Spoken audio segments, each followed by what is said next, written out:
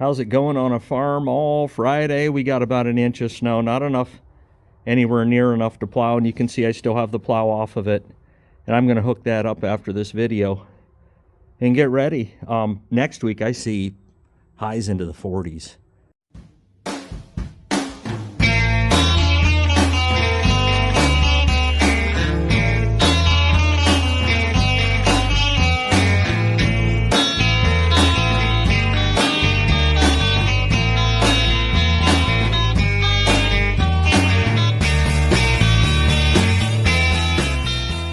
Well, never does a Farmall Friday go by and I don't try and start a tractor. This tractor here has not been started in a while. And when I say a while, I'm talking at least a couple of months since I pulled it in here. I did not keep this tractor in the red shed last year, and I still may do musical tractors as the winter goes on. I may just put the bigger machines out here and then stack the deck with the cubs in the barn, just like I did last year. And it worked out really well. But yeah, 6-volt system, and I can tell you, this tractor here, it's a 57. It's not painted correctly, the hood and the grill, but that's an easy fix. Good running tractor, nice looking tractor, not perfect, but certainly above field grade, field ready level. And 6-volt, even like I was saying, but even with it being 90 degrees out, this thing sounds like it's not even going to start, and then all of a sudden out of nowhere it does. Your typical 6-volt, you know. But let's see if we can fire this beauty up. Yes, it's about 25 degrees Fahrenheit out. On the 55 cub that I plow with, that has a brand new set of brake bands on it, and I can tell this is kind of, it probably needs a set as well.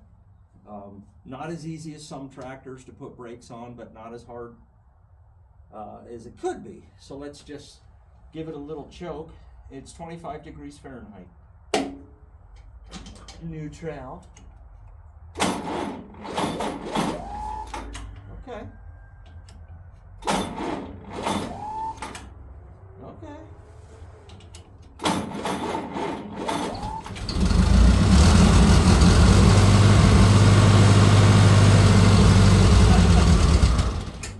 Oops.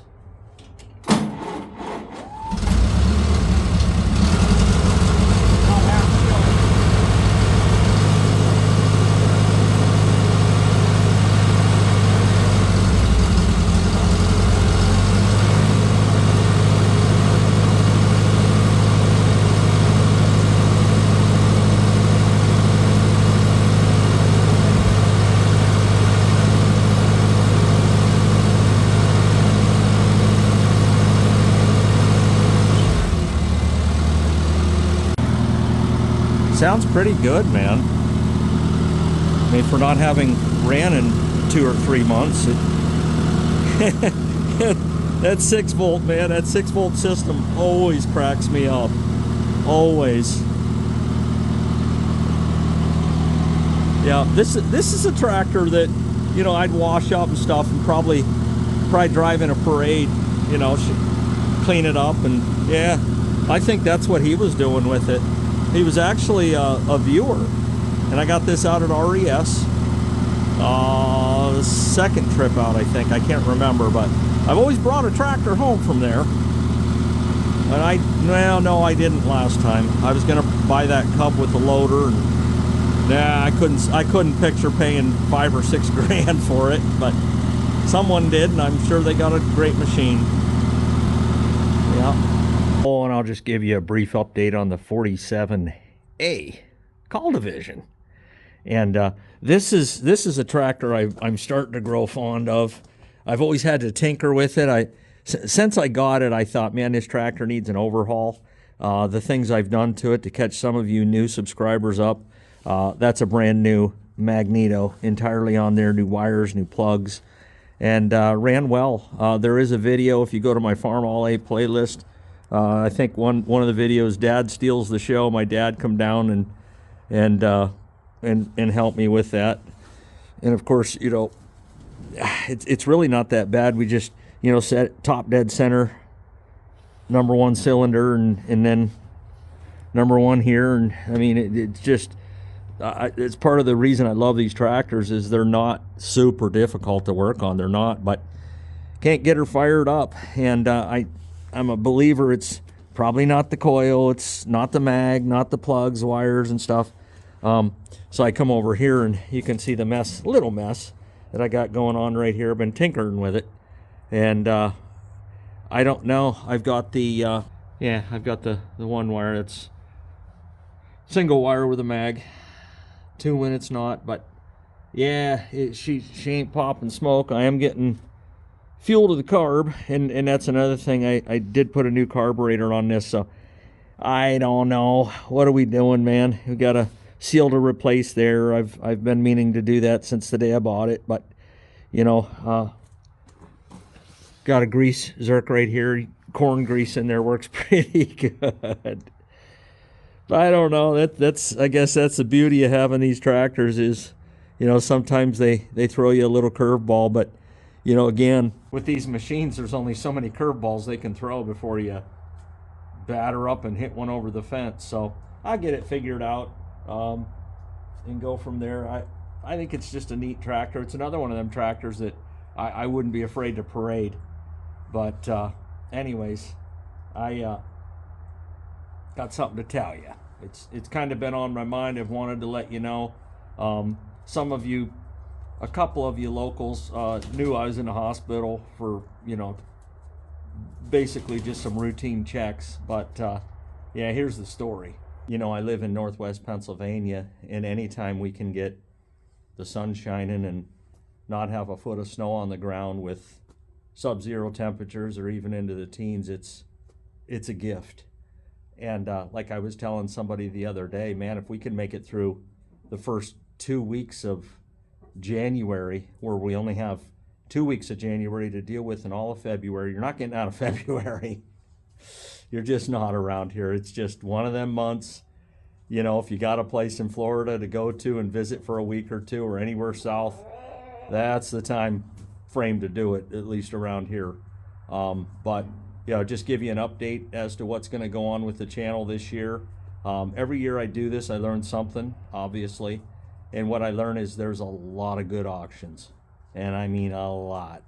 Last year we kicked the year off with in February we went down to the Martin's auction, and that was just a doozy, man. It was fantastic. We were, I don't know, an hour north of Maryland, and it was like the end of February, let's just say 24th, and it was like 68 degrees that day. It was just like I was wearing this Carhartt and a t-shirt under it, and I had to open the thing up and stretch it back.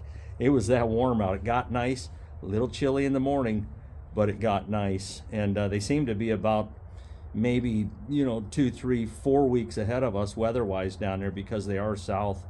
Pennsylvania it's a weird state. I mean, you got us up here that get hammered by lake effect, and then you go clear down by Philly, and they get the warm ocean currents, so they don't deal with what we do. I'm not saying they don't get winter. It's just not 150 inches of punishing snow on average. There's last couple winters we've kind of got off the hook. Last year ended kind of rough for me. I went in July. I was making a video, and I mentioned this on a live stream, and I'm not going to get too personal, but I will tell you, I went in the end of July. I was making a video. It was actually the video where I was going to disc with the SMTA, and when I was tightening things down, and it was hot out, you know, so I factored that in too, and I was probably dehydrated, wasn't drinking enough water in those days, lots of coffee, but I just wasn't feeling right and hadn't been for a while. So I called up the VA and made an appointment and went in, and she's just like, I'm just going to run all labs on you. I said, okay, you know. And I really, at that point in time, I thought, well, you know, you get older, you low testosterone, you know, stuff like that happens, you know. And when I got the results back, they mailed them to me, which I thought was pretty cool. I can get them online now, but it showed my TSH score was high, the thyroid stimulating hormone, and I was like, huh, never even thought about a thyroid issue, you know.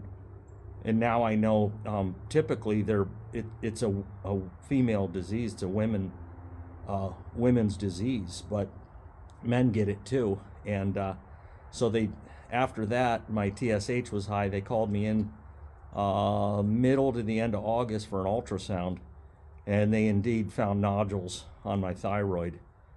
Asymptomatic. I wasn't taking any Synthroid yet, and so they put me on the lowest dose of Synthroid. I went back October 23rd for more blood work, and the TSH, even on the meds, had gone up. So it wasn't working. And so they doubled the dose, and then it finally, I guess, worked. You know,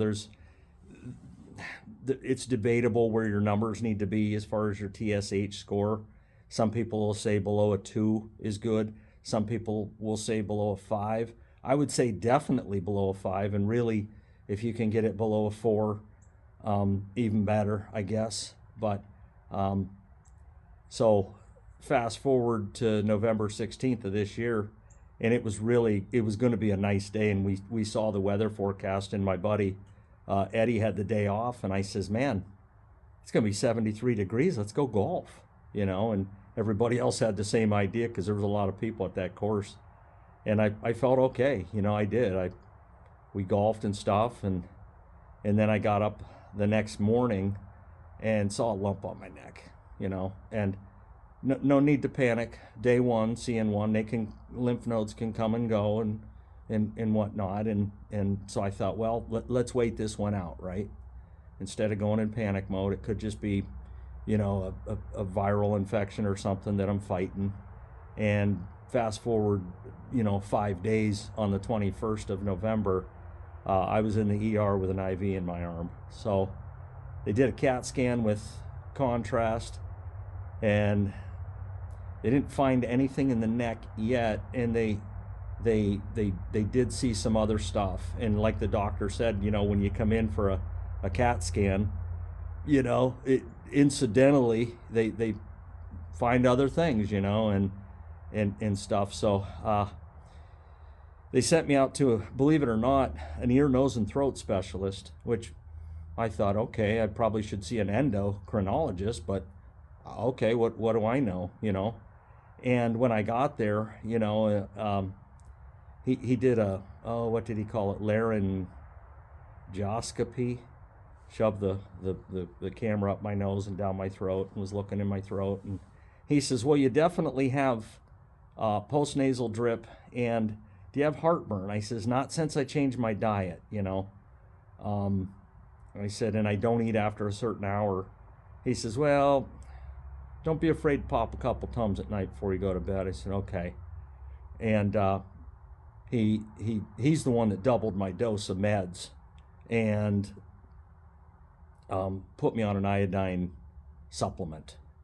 So iodine with selenium and L-tyrosine and just some other stuff that is a thyroid aid fixer. And where I'm at right now, and this isn't going to be a channel about my medical stuff, but I know there's a few of you out there that know and heard, so I'm just filling you in, and maybe I never will again. But so he put me on the iodine diet and stuff, and what he wants to do is give it 3 or 4 months and see if that shrinks the nodules.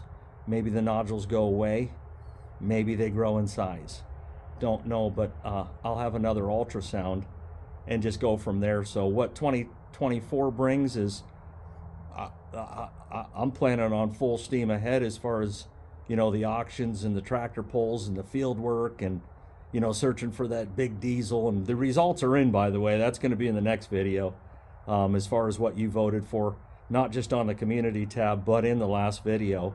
And you know, I've been walking now and doing things to help me lose weight. I went in and, you know, in July, and they labeled me as barely like obese, which, come to find out, you don't hardly have to weigh anything to be obese according to their chart. And blood pressure was high, and my A1C was up, you know. And the way I see it, those are 3 things that can be controlled for. So that's what I'm going to do. The thyroid, you know, it's in God's hands, really. And we all have an appointment. Whether you believe it or not, it doesn't change that it is a fact. We all have an appointment time that we're gonna meet Jesus. There's no doubt about it. And doing this channel, I've learned a lot, man. And I could just tell you that. Met a lot of different types of people, believers and non-believers, and that's free will. I'm not here to judge you. I'm just telling you where I'm at and what I believe. I've noticed that over the last few months, there's fellow YouTubers that started about the same time as me. February 1st will be the beginning of my 6th year on YouTube, and I like to take a break here and there. It keeps you sane, man. Keeps you hungry too to do the videos. And but there's some other YouTubers that definitely are in need of prayer, and one of them is Soybean Farmer.